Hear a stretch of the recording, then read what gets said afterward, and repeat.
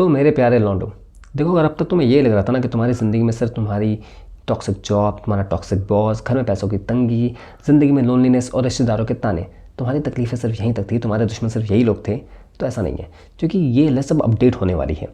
Basically हाल ही में हमारी सरकार ने भी ये फैसला किया कि वो तुमसे पूरी तरह से दुश्मनी निभाएगी। मैं ऐसा क्यों कह रहा हूँ, आओ ज़रा देखते हैं। कई साल पहले गवर्नमेंट को और सुप्रीम कोर्ट को ये रियलाइज़ हुआ कि हमारे देश में औरतों को लेकर एक्सप्लॉयटेशन बहुत ज़्यादा है, सोसाइटी में बहुत मिसोजिनी है, औरतों के पास ज़्यादा राइट्स नहीं है। तो उनके राइट्स को प्रोटेक्ट करने के लिए बहुत सारे प्रो वुमन लॉज लाए गए जो स्पेशली उनके हकों को बचाते हैं। बाद में आदमियों के हकों की बैंड बजाते थे।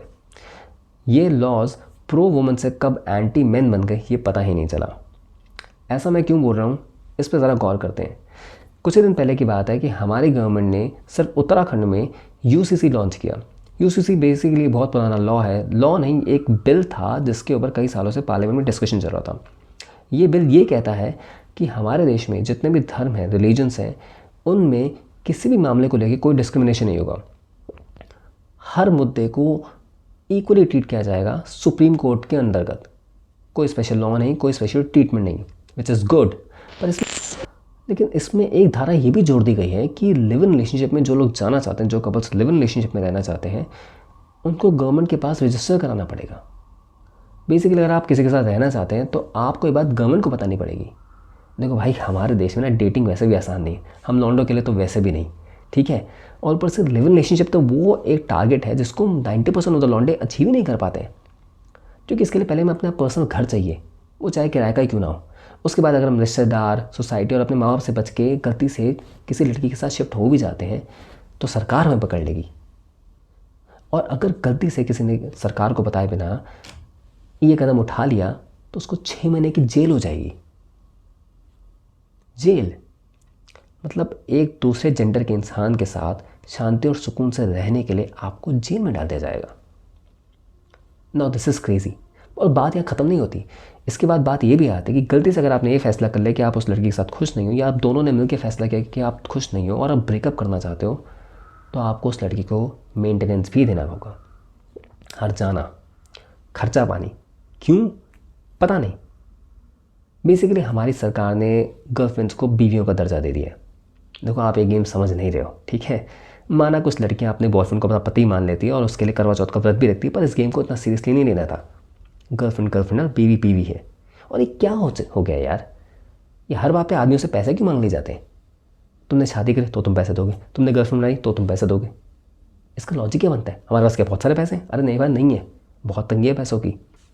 मेंटेनेंस नामक प्रावधान इसलिए लाया गया था कि जो लड़कियां शादी करके अपना घर बार छोड़ के अपने पति के घर आती हैं, ऑफकोर्स उनके लिए ये जर्नी बहुत मुश्किल होती है। और उसके बाद डिवोर्स जैसी चीज़ हो जाए तो सब कुछ छोड़ के वापस अपने घर जाना, घर वाले कभी एक्सपेक्ट करते हैं, कभी एक्सेप्ट नहीं भी करते।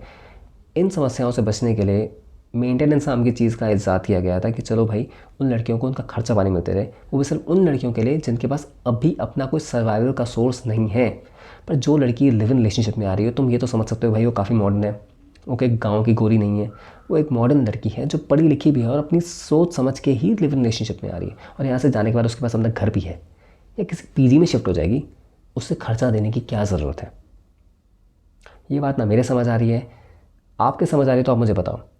एनीवे, मुझे लग रहा था कि बात सिर्फ यहीं तक है, लेकिन इसके अलावा एक और कानून है जो बेसिकली ये कहता है कि गलती से अगर आप एक लड़की के साथ रिलेशनशिप में हो, मतलब लिव इन रिलेशनशिप नहीं, नॉर्मल रिलेशनशिप जहाँ पे आप अपने अपने घरों में रहते हो और सिर्फ संडे को मिलने आते हो, उसमें अगर आपने गलती से लड़की के साथ शादी का वादा कर लिया था, बहुत सीरियस हो गया, आपने इमोशंस में आके शादी का वादा कर डाला और आपने एक दूसरे के साथ काफ़ी हैंकी पैंकी भी किया, मतलब आप फिज़िकली इन्वॉल्व हो चुके हो और बाई चांस आप शादी नहीं करते हो, आप ब्रेकअप कर देते हो, तो आपके ऊपर रेप चार्ज लग सकता है।